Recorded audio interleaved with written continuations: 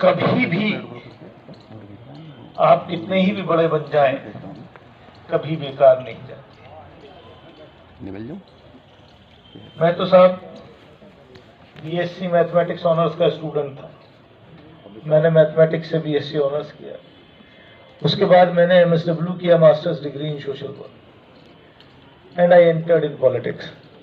और स्टूडेंट जब मैं था उसी जमाने से मैं एक स्टूडेंट लीडर था अपनी यूनिवर्सिटी में। लीडर तो नहीं कहेंगे, मैं एक तलबा के बीच में एक उनका खादिम हुआ करता था। और आज भी मैं अपने आप को एक खादिम की तरह ही अपनी जिंदगी को बिताता हूं। अमरोहा लोकसभा कॉन्स्टिट्यूंसी के लोगों ने जिस प्यार से मुझे नवाजा, और अमरोहा के लोगों का ये प्यार ही मेरा हौसला है जो मुझे किसी भी ताकत के आगे झुकने या सरेंडर होने से रोकता है।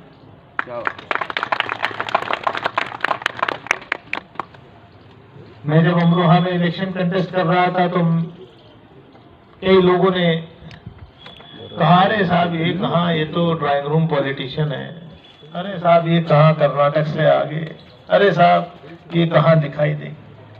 मैंने एक ही वादा किया था कि अमरोहा की आवाम अगर मुझे अपने प्यार से नवाजेगी तो मेरा एक कदम पार्लियामेंट में होगा और दूसरा कदम अपने हल्के में होगा। कुश्तर भाई ने अभी बताया आज खाली सुबह से लेके अब तक का कि 11 बजे पार्लियामेंट शुरू होती है, मैं 10:30 बजे पहुंच जाता हूं। वहां पर एक क्वेश्चन था पहले 11:30 बजे, उसमें मुझे मौका नहीं मिला, आज स्पीकर ने नहीं अलाउ किया। सवाल था क्या Indian historical council of research जो है वो हिंदुस्तान की हिस्ट्री को रीराइट कर रही है क्या? तो सरकार के मंत्री ने बड़ा बचते बचाते जवाब दिया। तो मैं भी उसमें सप्लीमेंट्री पूछना चाहता था, लेकिन क्योंकि मालूम रहता है उनको कि मैं क्या पूछूंगा और मेरा निशाना कहाँ होगा, तो इसलिए मुझे मौका कम मिलता है।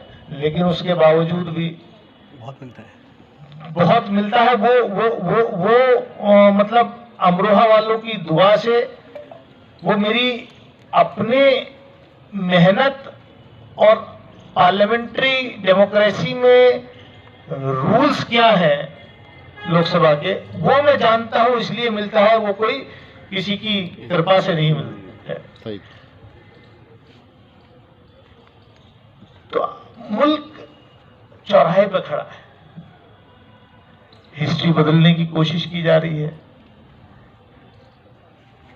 हम जिस तरबियत हम लोगों को मिली है, हम तो ये जानते हैं कि हमारे पुरखों ने इस मुल्क की आजादी में बहुत कुर्बानियां दी, सबसे ज्यादा कुर्बानियां दी। इतिहास हमारा है, हिस्ट्री हमारी है,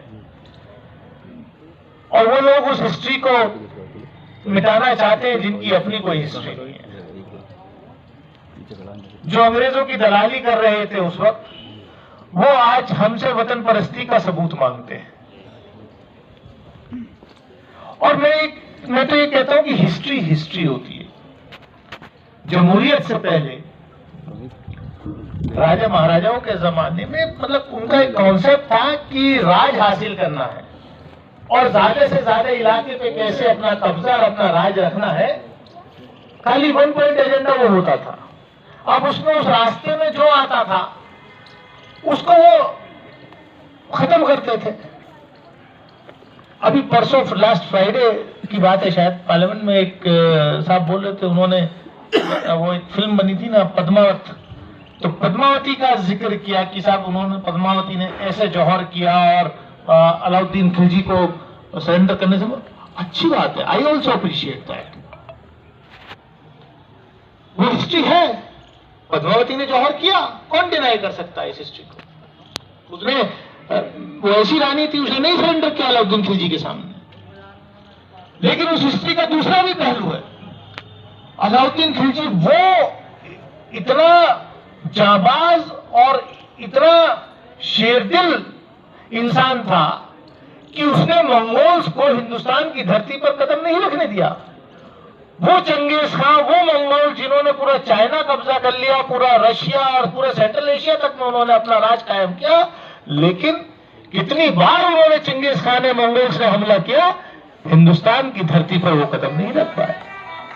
तो कुछ भी अच्छा है या बुरा है, I am not justifying any atrocities made by those kings, those rulers.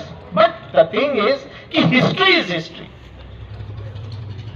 History से मुंह नहीं मोड़ना चाहिए, अच्छी है या खराब है।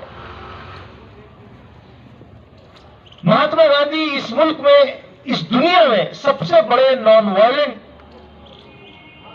से कैसे जीत हासिल की जाती है, नॉन वायलेंट मूवमेंट से, वो महात्मा गांधी एक प्रतीक है दुनिया भर में। जिन अंग्रेजों को हिंदुस्तान से उखाड़ करके फेंका, महात्मा गांधी की वो तहरीक थी।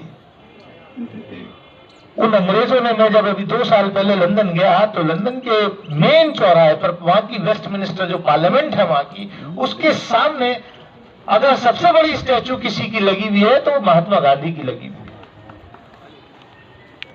That is history, that is civilization. आप हिस्ट्री से मुंह क्यों मोड़ते हैं? आप हिस्ट्री को क्यों बदलने की कोशिश कर रहे हैं? लेकिन क्या करें, दौर ऐसा है कि जो अंग्रेजों से माफी मांगते थे, जो माफी वीर थे, वो आज वीर हो गए। उनकी तस्वीरें आज महात्मा गांधी के सामने लगाई जा रही हैं।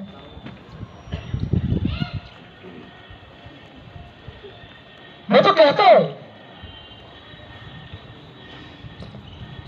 इस देश का सबसे पहला फ्रीडम फाइटर कौन था? The first freedom fighter in India, in British India, it was Tipu Sultan. आज टीपू सुल्तान को भी जो है हिस्ट्री की किताबों से हटाने की कोशिश हो रही है। इस देश का सबसे बड़ा टेररिस्ट कौन था? सबसे पहला टेररिस्ट, अगर इस देश में सबसे पहला कोई आतंकवादी था तो नाथुराम गोडसे था। आज गोडसे के मंदिर बनाने की कोशिश होती है, आज गोडसे के भक्तों को टिकट दिया जाता है, उनको पार्लियामेंट में एंट्री कराई जाती है। तो मतलब आप लेके कहां जा रहे हैं इस मुल्क को? ये मुल्क हिंदू, मुस्लिम, सिख, ईसाई, बौद्ध, जैन, पारसी सभी मजहब के लोगों ने मिलजुल करके इस खूबसूरत मुल्क का ताना बाना बुना है। उसको डिस्ट्रॉय मत कीजिए, उसको मत बर्बाद कीजिए।